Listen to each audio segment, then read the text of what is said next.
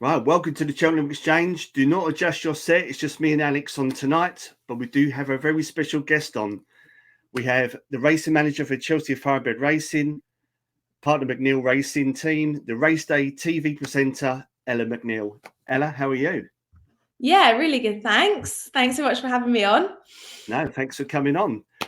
Before we start, we just don't forget to like and subscribe to the channel. Put your comments in below. Any questions regarding the Cheltenham Festival, maybe some for Ella that we can pass on after. But right, let's get cracking. So we're going to start with the Cheltenham Festival first, Ella. Maybe some of the horses you got within Fergal's team. I can see in Gordon Elliott's team. We'll start with the first one, which is Autonomous Cloud. So you've got an official rating of 135 and has entries for the Ultima and Kim Muir. Have you any update on Autonomous Cloud? Yeah, so he obviously was disappointing in the Welsh National at Christmas time. The ground, as we all remember, was an absolute bog. It literally rained the whole day. I couldn't believe the race went ahead. It was horizontal, the rain. It was unbelievable. And he just didn't really enjoy that whole experience and just didn't work out for him that day. So Fergal's kind of been rebuilding him ever since. He did a lovely piece of work at the weekend, and the plan at the moment is probably more likely the Midlands National at Uttoxeter on the Saturday after Cheltenham, rather than throwing him in at Cheltenham at this stage. I mean, that may change, but the Midland, he loves Uttoxeter. He's won well around there before, and at this stage, that will be the plan. Ooh, okay, so we're staying on with Fergal, and you've got in the Boodles, Tiori, I think is how you pronounce it. The official rated of 120. What do you think the chances are for Tiori? Yeah, I mean, he's obviously he'll be bottom of the weights in the Boodles if he gets in. That's just what we're waiting for at the moment. The weights come out tomorrow, don't they? So we will see what he has been given. I think he'd get in. I think last year it was 119 was bottom weight, so it would be close, it'd be tight. But if he gets in, I think he's a 33-1 shot at the moment. It's one of those races, isn't it? You run 3 times and you don't really know what you've got until you try. He's never run at a track like Cheltenham before. His jumping leaves a little bit to be desired. He obviously won well at Catterick. I think he won by 15 lengths that day on his first appearance for Fergal, and then disappointed slightly the next day at Musselburgh. Didn't work out for him for whatever reason. He was very keen and jumped terribly. But I know Fergal's done a lot of work with his schooling over the last few months, and he won really nicely at Southwell the last day. So Paddy was really pleased with him that day. He obviously went up a few pounds, which was nice. And yeah, the Boodles is the target. Okay. And the next two, both with Gordon Elliott. Now this one, Ella, this is the horse we've had the most questions for all day, and it's Free Card Bragg. Now, currently, we have him down for the National Hunt Chase and the Browns. Can you give us any updates on how he's getting on? Yeah, he's well. I think all is well in the 3 Card Bragg camp. Looking forward to Cheltenham. Our preference at the moment would be to go to the National Hunt Chase. That's kind of been his long-term target all season. He obviously has run twice this season. Second, just pipped at the post by Corbett's Cross, obviously a lovely horse who I think also goes to the National Hunt Chase.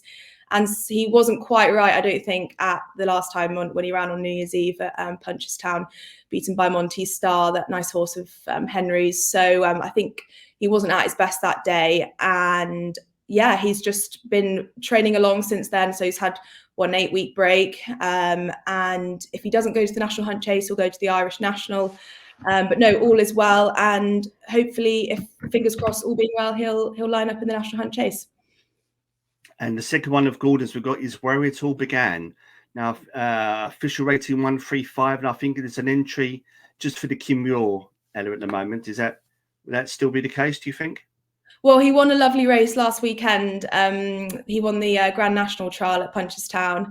I think he won it by 16 lengths. And I'm not going to lie, that was unexpected to win that race. And he beat that really smart, well in the weights horse of Mullins's, absolutely thrashed that horse. So yeah, we were shocked, to be honest. We knew he'd run well and we knew he was running off a nice weight, but to be honest, we never expected him to win that well. Gordon's always thought a lot with him and a lot of the horse, and it's kind of been one of those slow burners that he's just kept on improving. And this season particularly, he's just really come into himself, and he seems to travel through his races brilliantly now. He jumps so well. And I couldn't fault him that day, really. He just turning to home, he just looked like the winner and won by 16 lengths. So yeah, we won't probably, I doubt we'll go to Cheltenham at this stage. That was only last weekend, so it'll probably come a bit too soon. So I think the Irish National is the plan for him, which will be really exciting because I think he is an Irish National horse all over. Oh, okay. And we've got talking about the Chelsea Thoroughbred team. We've got Knickerbocker Glory. That's with Dan Skelton. Has an entry in the county hurdle. Will that still be the case? I mean, it's an option, but I think the more likely option is to head up to the Imperial Cup at Sandown, where he was second in the race last year. He's had a good season, but he needs testing ground. He loves the bog, he loves the mud, and the softer the better, really. So we'll really hope that it will keep raining between now and next weekend. So I think the Imperial Cup is the plan. But if he doesn't go to the Imperial Cup, yeah, he has got an entry for the county. But yeah, we'll just have to see what the weather does. And I was going to ask you about any other entries for Cheltenham, because we've got the entries to the cross country, the bumper, and the Hunters Chase tomorrow. I did notice online that, excuse my pronunciation, I think it's Quebecois. Quebecois, yeah. The bumper. Is there a potential entry for tomorrow? Yeah, so the plan is to run Quebecois. I think Paul, I saw he had a press day today, didn't he? I think he announced that both him and T-Sham will be going to the bumper. He won really nicely at Exeter. Not sure what he beat, but he did nothing wrong. I think he won by, a good 10, 12 lengths that day on the bridle, basically. So, Harry was really impressed with him that day. And he's only run once for us before, but I think 33-1, I think, is good value at this stage. Alex, anything you want to add with regards to the festival? I guess just would like to know, really, of the horses that you've got going, which one would you say is probably your most likely, and which one would you say is probably like your dark horse? Sure. I really like Quebecois. I think he has been slightly overlooked. I think obviously T-Sham, winning his bumper by his point to point by 41 lengths, and Tom Malone, which he rightly says that is probably the best thing he's seen in a long time. And so I think that's the reason why we are, out of the Nichols horses, the price that we are. But he's actually going for an away day tomorrow at Kempton. He's working with, I think he's going to work upside Stay Away Faye. So we'll really see kind of how he's come on, because I think that's always the guessing game, isn't it? You run at Christmas. I think you run at December time, and then you don't see them for 3 months, and you just hope that they've progressed as much as you would hope they'd have in that time. So yeah, I really do fancy Quebecois. We do have another horse potentially, most likely going to the bumper, which is a horse with John McConnell, Lieutenant Maine. Similarly, run once for us and won really well. So that's another horse who I think is a big price. But it's nice to have two bullets to fire in that race. It's one that's a bit of a lottery, isn't it? And Captain Teague ran in it last year at 40-1 and came third. So I think I wouldn't be too worried about that price at this point. Thank you very much. And I can see, sort of moving a little bit away from Cheltenham Nest, you've got another one to look at, Ian? Yes, so it's okay. Sorry. Oh, sorry. No, that was I think that was the list for Cheltenham.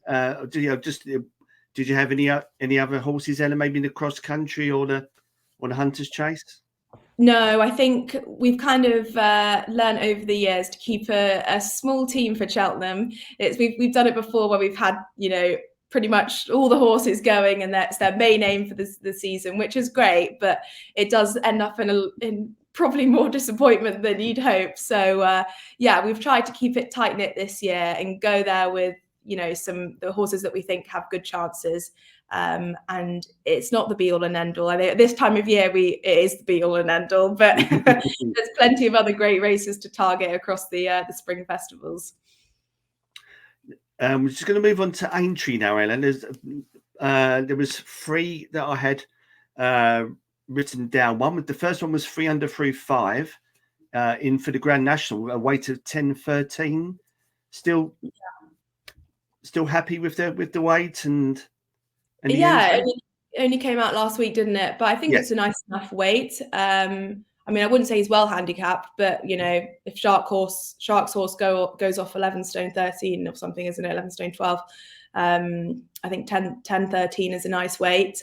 I think there's still discussions as to whether we'll definitely go with him to that race. It's a slight question mark as to whether he is a national horse, but I think he had a really lovely performance last year in the Scottish National, which was over the marathon trip. He came 4th in that race, and he seems as though he stays all day. His jumping has improved. I mean, he would obviously have to improve on that slightly over the Aintree fences, but it's so hard to get into that race now. And there's only 7 British runners, I think, at the moment. I'd like to think we line up in the race, but discussions have still got to be had. Not definite, but definitely one we're mulling over. And there's another one. I always seem to pick the horses I can never pronounce, Ella. So I think the next the next one I think is Masiako. Is that correct? It's with Alan King. I saw online that potentially going to the Sefton Novices rather than going to Cheltenham. Is that possibly the case? Masaccio is the Masaccio, I beg your pardon. He's been a fantastic horse for us. He's constantly improving. I think we haven't seen the best of him yet, I don't think. And he came 7th in the Aintree bumper last season, and he's just had a really lovely novice hurdle campaign so far this season. And he won a couple of nice races, actually, beating some good horses behind him at the beginning of the season. And then he ran in the Challow, which was probably a step too far at that stage in his year. The ground that day, obviously, it was another absolute deluge of rain. Didn't suit him. He just never fired, really. He was hung out the back the whole time, and Tom Cannon got off him and just said he didn't really feel like the horse he had underneath him in the past. So we kind of drew a line under that, and he won really nicely the last day at Kempton. We just tried to build his confidence back up again that day, and he won really nicely. So I think he'll probably run once more before we head to Aintree with him. It's not worth going to Cheltenham for a horse like him who's still developing. And you could ruin horses like that going to Cheltenham at this early stage in their career, so he's probably not quite ready for that yet. So we'll go somewhere else with him before Aintree. And then a race we're very fond of, we won the Sefton with the World's End. I think it was 2017 we won it with him. So wow. I think Kingy's quite keen to go there with him. And there was another 2 I had written down there. Potentially, I put Aintree Potentials. The first one is one of Alex's favourites, which is In the Waterside. Could potentially go to Aintree, or maybe another route. In the Waterside's a very interesting horse. He's got so much raw talent. It's just trying to harness that talent in the right way. He, for whatever reason, just had an absolute fit at Ascot last weekend.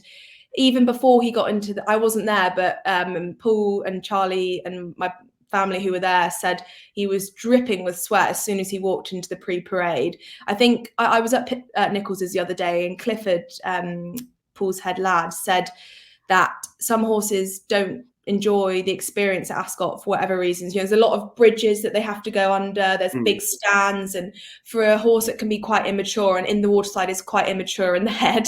He didn't run well at Ascot when he ran there before against Doddy the Great, when he disappointed. And then again, he didn't disappoint. But honestly, before the race, Paul said, "I'll be amazed if this horse finishes."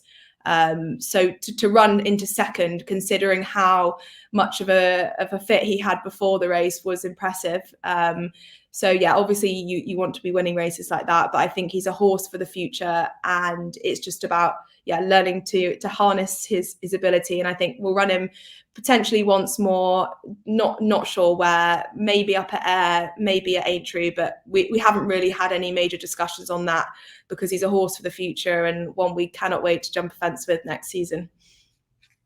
Do you think it could potentially one that needs a trip, 3 Oh, mile or maybe definitely. further?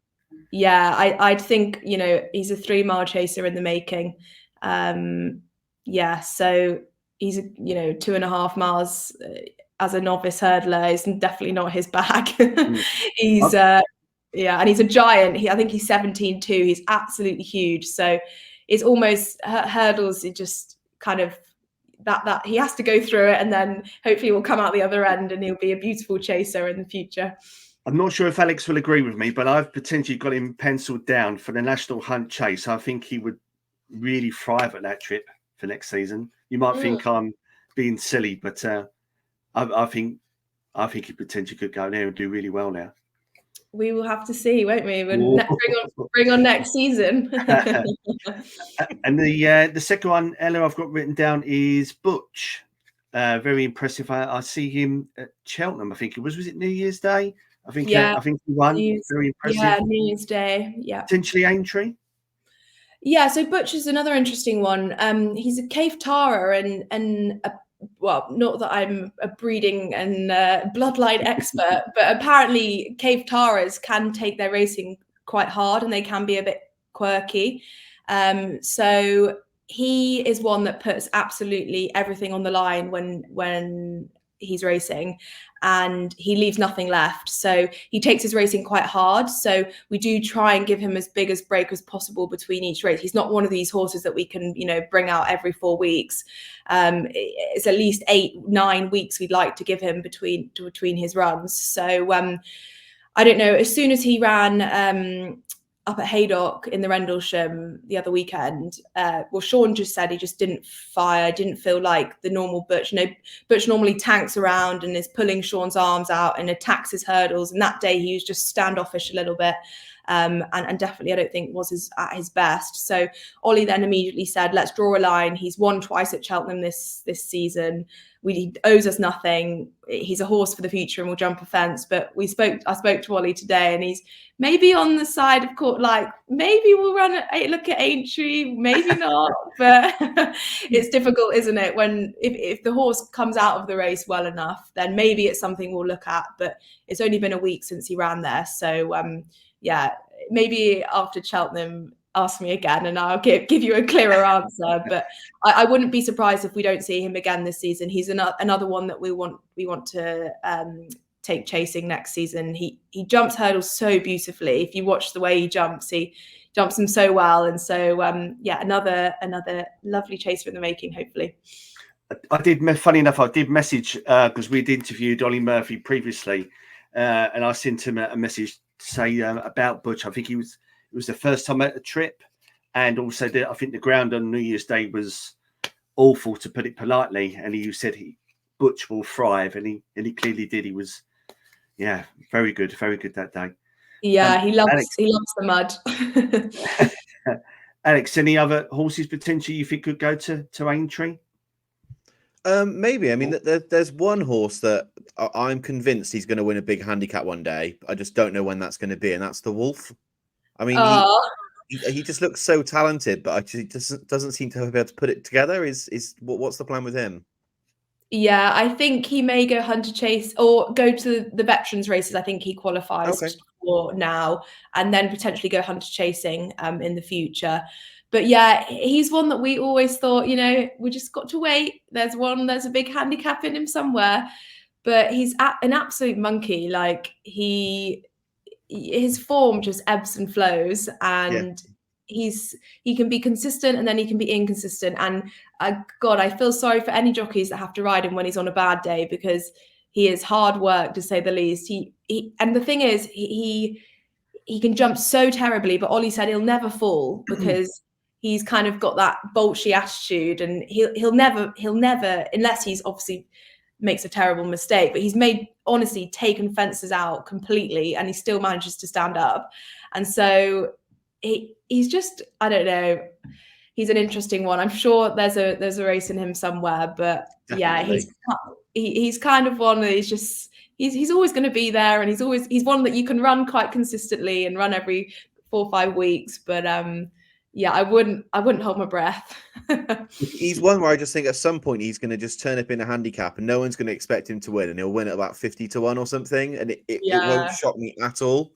But yeah, it's just not quite happened yet, and I've had a few lost fivers on him. So Yeah, I know. I'm but sure a lot of I'm sure it will people have. happen. It will happen. Maybe the veterans races will be the one that will bring it out of him. Yeah, potentially. I hope you're right. Fingers crossed. Well, I've got the last three we want to discuss, and then we can obviously we can discuss some other horses that maybe not running in the future. There's some entries I noticed at Newbury. Ella. The first one was Thunder Rock. It's got an entry in the Gold Cup Handicap Chase. Yeah. Still the plan? Yeah, he's entered up there and also up at Kelso on the same day. So we'll just have to have a discussion and look at the races, the declarations come in, and see which one we think will be better suited. But yeah, he's obviously been an ultra consistent horse for us, running in the top grades last season, and he was favourite for the December Gold Cup at Cheltenham. And it was one of those days where it was kind of a perfect storm, because we went off favourite for one of the biggest handicaps of the season. He was on front of the bloody Racing Post, and it was just like, it was like a tempting fate almost, and everything just went wrong that day. We're convinced, well, we know now he just doesn't enjoy Cheltenham. He doesn't struggle with his jumping, but a stiff track like Cheltenham, you can't make mistakes in those big handicaps. And immediately the first 2 or 3 fences, if you watch it, he makes mistakes, never gets into a rhythm, and he just was never going to go from there. So he won. Well, he came second at Musselburgh a couple of weeks ago, and jumped really nicely. And it was kind of just trying to rebuild him from that run. And we were really pleased with him that day. So yeah, I think the flat track at Newbury or up at Kelso will suit. And yeah, I think both races obviously very competitive, but it's where we've got to go with him now, a race like that at Newbury. The next one I got is Persian Time. And I noticed when I went on the BHA website today that Nico de Boisville's already jocked on the 2 mile handicap. So is that again? That's on Newbury. Do you think that could be the case, Ella? Do you think that he will run in that race? Yeah, it's definitely a possibility. Dropping back in trip and going over hurdles. So he's been running in novice chases all season, and we've been trying to decipher which trip he suits best. Is it 2 miles, 2.5 miles? And we just think we need to build up his confidence a little bit. He didn't seem to be thoroughly enjoying jumping a fence. So and he's not a slow horse. So yeah, it'll be really interesting to see if he ends up going on Saturday, to see how he fares over hurdles and over the shorter distance. But yeah, again, a competitive race. But I think a horse that we haven't got to the bottom 2 yet. And the last one I got that had an entry at Newbury was Whispering Royal, one of the Chelsea Thoroughbred horses for Alan King, rated a 112. I think it's a novices handicap hurdle in the class 4. Do you think Whispering Royal could potentially go into that race? Yeah, he's entered there and also up at Donny on the same day. We wouldn't want to see too much rain between now and Saturday. I think I looked at the forecast before this call, and I think it's a deluge on Thursday. Oh, so it's so tough. I mean, if it's as long as it's not a bog, then we'll go probably on to Newbury on Saturday. Yeah, so he disappointed the last day, and he wasn't quite right then, but he won really well at Doncaster. I think it was December time. He won. He led from the front and won that race really well. So yeah, he's a nice juvenile, again a horse for the future. But going in the first time running in a proper handicap this time round, and again looks competitive. I see there's some nice horses in there. They're also entered up in a few different places. So we'll see how he goes this week. I think he'll do his last piece of work on Monday or Wednesday. But yeah, he's one that I think will line up. Perfect. Alex, did you have any other horses? There's one that I've seen's entered on Thursday. He was really impressive on Boxing Day. It's the 4 6s. Yeah. Is he a likely runner? Yeah, I think that's been his target for the last few weeks. Excellent. Again, a horse we've kind of build his confidence up with. But yeah, he was really impressive the last day, and yeah, we'll see how he goes. I think not obviously it's just horses like that. You're trying to find what they like, what they don't like, what goes well, what works well for them, what doesn't work well. And obviously he's not been at Ollie's long, so Ollie's still trying to get to the bottom of him. But I think he's a horse with lots of raw talent, and yeah, just another stepping stone in his journey on Thursday, hopefully. I got really confused when I saw that entry on Boxing Day, because I was like, I'm sure he's with Gordon Elliott, and then obviously just checked that he'd obviously been he'd moved. What sort of caused that move? Was it just trying to find the right place for him, or Yeah, exactly. Some horses just don't thrive in certain settings, and obviously Gordon and Ollie have a close relationship anyway. So it just wasn't working for whatever reason at Gordon's. So yeah, he seems to be enjoying Ollie's setup. Obviously he's not had him for long, but yeah, it will be exciting to see how it goes on Thursday. will it be another one that you'll look to maybe go over fences with next year, or do you think he'll probably stick to hurdles? Yeah, definitely. He's got the size and scope to jump a fence, that's for sure. And if he goes well on Thursday, you know, nothing to say that the spring festivals probably Ayr.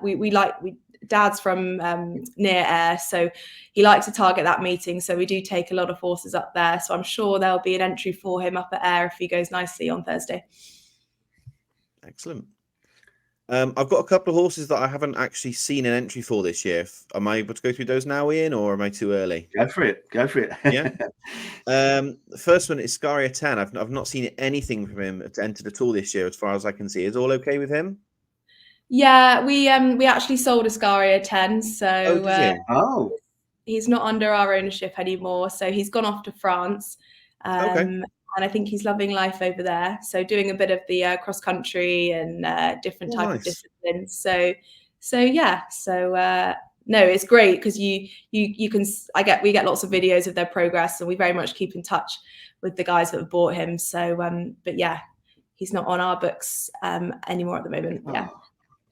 And then one that I saw at Chepstow, probably the wettest I've ever been at a racecourse, pretty much in the monsoon, was Fingalbridge. I knew you were going to say that. I will never forget that day. We honestly had the most awful day because we were just soaked through the whole time, and we were like, "Come on, Fingal, do the business and give us a winner."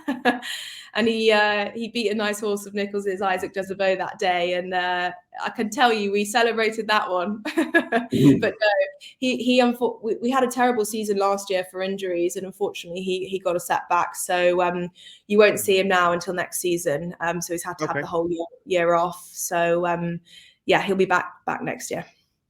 Excellent. Another bumper horse from last year, Thames Water. Same as Fingalbridge. Thames Water had a setback before we got him. Well, in the early days that we bought him, before he ran, he's always been a fragile horse. But he obviously won that really nice bumper at Ascot. That the form has really worked out well for that race, and he's again a huge horse. And it's just one that we have to look after and mind. And I think. Sorry, I've got that wrong. He didn't have a setback before we raced him at Ascot. He got a setback just after Ascot. And then we gave him that whole, because that was at Christmas time, we gave him that whole from Christmas until this season off. And then when he came back into training this season, he got another setback. So he's had two kind of issues. Which is just unfortunate because it's a horse with so much talent and one we were so looking forward to this season. But again, is one we won't see until next season now. Yeah, we had Ian Turner on the channel last year, and he was giving us a big sort of glowing recommendation of Thames Water, saying he's a real big dark horse for next season. Obviously, just not been seen, but hopefully next year he'll be back out. Fingers crossed. That's the thing with horses, that it's just even just to keep them sound and get them to a racetrack is half the battle. There's so many that you don't hear of that, you know. I hear Burdett Road just now is out of the Triumph Hurdle, and it's just like it's soul destroying when these horses, they're talented and they almost they don't quite get there when you'd like them, but no, he will be, I'm sure, absolutely fine and ready and raring to go next season. And then the last one on my list is Shearer. Yeah, so again, it's setback. Oh wow. So yeah, I don't think you'll see him this season. But I think the plan is to go hunter chasing with him. And I think Paul's daughter Olive is set to ride him in those races going forward. So yeah, he's one for those races next year. Thank you very much. I've got a couple of questions that got sent in, Ella, if you don't mind us asking. The first one is from the Racing Gav channel. He's asked for a dark horse for next season, for the 24-25 season. Do you have anything potentially that hasn't run yet in your colours, either Chelsea colours or the McNeill colours, that may be one for next season? Maybe trackers. Yeah. There's a really lovely horse called 203 who's at Gordon's, yet to run for us, and he we've had him for a while, and he's just come to Gordon's, come into training, and he'd definitely be one I would keep an eye out for. Maybe at the end of this season. I would probably think by the end of this season he'd get a run, but one for next season for sure. The reason why it's funny that you mention him. Yeah, I watched our interview with Ian back earlier just to see if there was anything I could sort of pick from it, and he mentioned that horse, and I was like, I don't recognise that name, and I start searching through on sort of Racing Post, can't find Entry, and I thought, I wonder if this horse actually exists. And yeah, so 203. The elusive horse. Yeah. Oh yeah. So we're glad you said that now, Ella. Oh, perfect. Yeah. Well, he pulled up in his point to point, and then I think he made a terrible mistake. The jockey pulled him up, and then he won his point to point in November time quite well. So yeah, he's one we're looking forward to.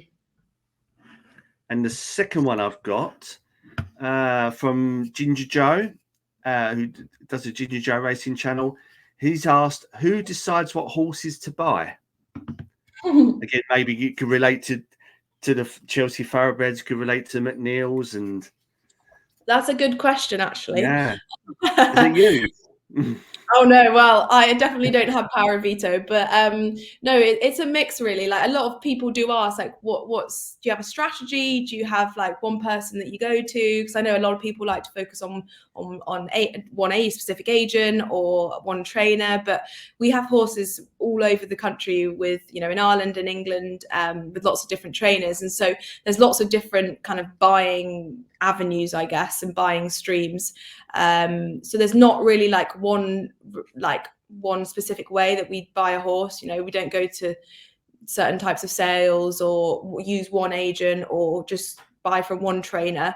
There's really lots of different ways. But yeah, I think ultimately that Dad has the final say. We all like to give our two pence into the mix and give our opinions. But but honestly, if Dad had his way, he'd buy every horse that he could. But we've got to have a sensible head on at some point, because it can be addicting, this game. Always want to hunt for the next superstar. So I've got a question now, and may interlink all three of your. So obviously you do the Raceday TV, and obviously you're involved in the Chelsea Thoroughbreds, and obviously your family stable or team, so to speak. So how do you work between those three roles? Is there one that takes priority over the other two? How do you have the time for all three? Yeah, it's a bit of a juggling act, that's for sure. And I can tell you, my dad's on the phone to me more than other people. That's for sure. So I only live down the road from him, so that's no help either. But no, loving being involved with all the McNeill family stuff. It's Dad's what got me into all of this. So it's fantastic to learn from him and get his insight. And yeah, but I don't like prioritize any one role over the other. Yeah, it's great in terms of the fact that I can be very flexible with kind of my hours, where I work, when I work, with all my roles. So yeah, it's just trying to make sure that I can and do a good job over them, across them all. And really enjoying the presenting stuff that's coming up, that's come up over the last few months. And that's great because that's mainly on the weekends, or and then in the weeks I can focus on the Chelsea and the McNeill family stuff. But yeah, no, it's great. I love having a diverse working structure. Are you doing the mic at the festival? Yeah, I am. You are. Yeah. Oh wow. Yeah, so I think I'm doing. With Frankie?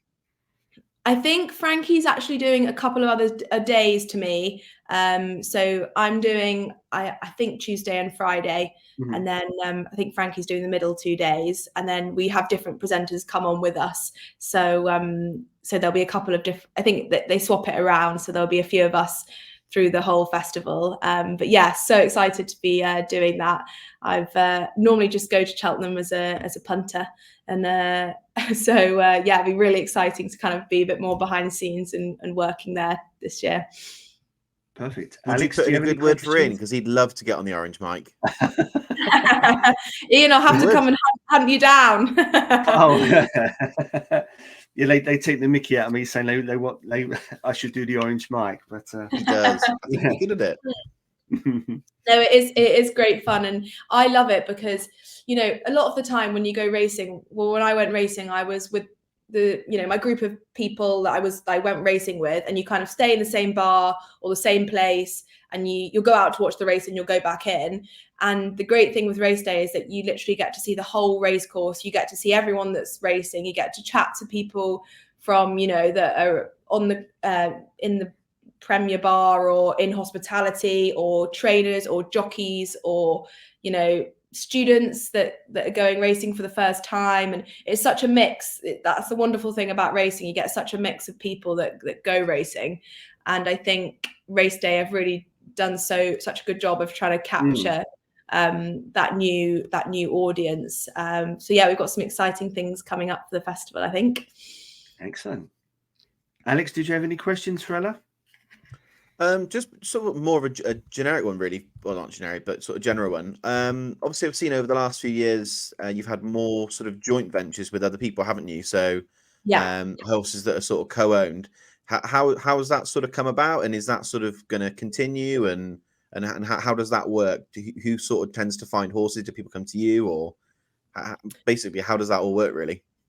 Yeah, so I think probably 4 or 5 years ago, it's tricky because it's great to own horses outright, but obviously it's very expensive. And if you want to try and be competitive and try and compete at that top level, I think it is a numbers game, and it's about trying to have a quality team, but also having quality in numbers. So we kind of took a view 5-6 years ago and thought, and also Dad's got, and my family have got lots of friends that love coming racing, and we've kind of brought them on the racing journey with us. And they've come to Cheltenham, and they've come up to Aintree with us, and they've seen it all firsthand. And they've thought, oh, well, maybe I want to get involved with this, or I want a piece of that. And that's kind of how it came about, very naturally, really. And people just coming along, and friends coming along and enjoying the day. And then we probably got to a stage where we had a few kind of co-owners and thought maybe this is the way forward, and we can enjoy racing with friends, and it means we can still keep the numbers up and try and buy new stock every year. And it's great to do it with friends, and we have such a great time when everyone's around, and it's nice going racing with a big group.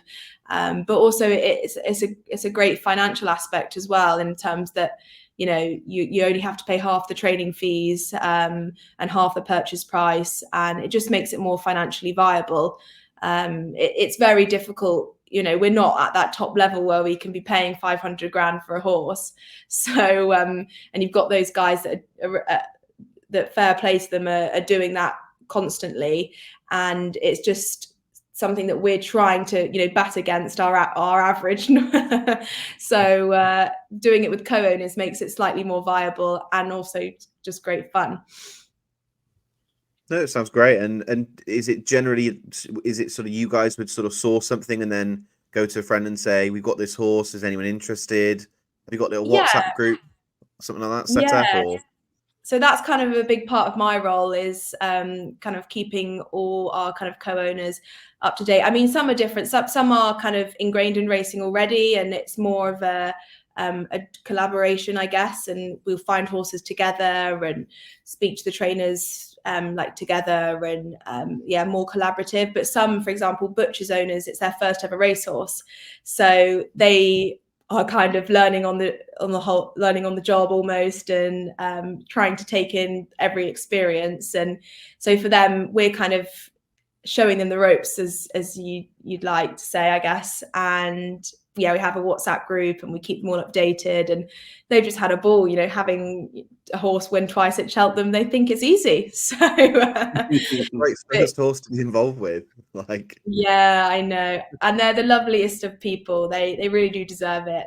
They've been so good, and really let kind of us and Ollie lead the way and guide the way for the horse. And they've just loved the whole experience. But it depends on the owners. But some are really fresh into racing, some have kind of been in racing a long time, so it does depend.